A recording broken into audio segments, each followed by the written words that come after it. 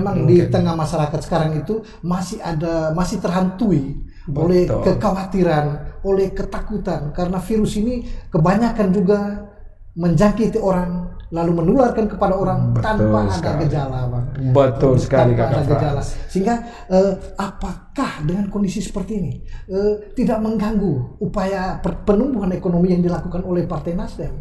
Ya, seperti kita ketahui, ekonomi seluruh dunia terdampak. Ya, jadi upaya-upaya kita pun dalam melakukan kampanye dan lain-lain itu pun terganggu. Ya, tetapi seperti yang saya katakan tadi, terobosan-terobosan kita harus melihat lain lagi. Strategi kita harus bedakan dengan strategi-strategi sebelumnya.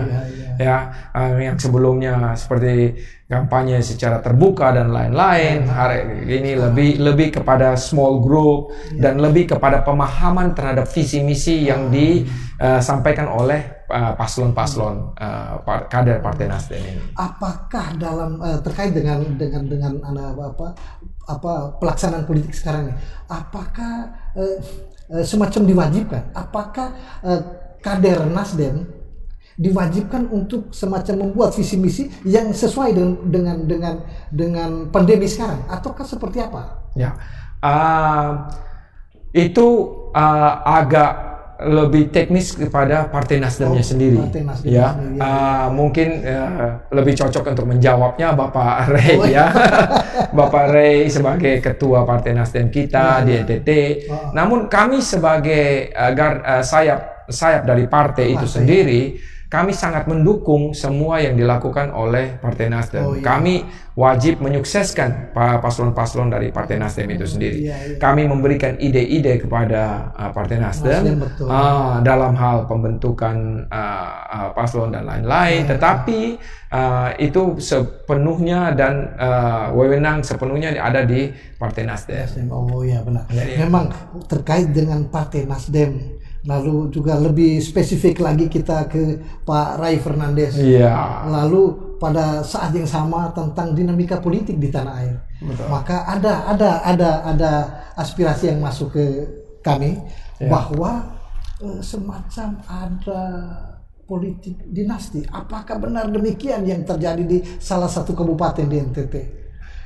Kalau menurut saya, Kakak Frans, politik dinasti di NTT belum ada. Belum ada. Kalau politik dinasti di NTT ini kita belum ada. Kita lebih kepada politik yang lebih terbuka. Seperti kita contohkan saja, ya, di beberapa daerah kabupaten kota yang ada di NTT ini. Ada daerah-daerah tertentu yang pemilihannya itu selalu berubah-berubah. Dari pemimpin sebelumnya cuma hanya 5 tahun, terus ke pemimpin berikutnya, terus lagi 5 tahun lagi pemimpin lain lagi, terus 5 tahun lagi pemimpin lain. Ini menunjukkan suatu perubahan yang cukup drastis, dan ini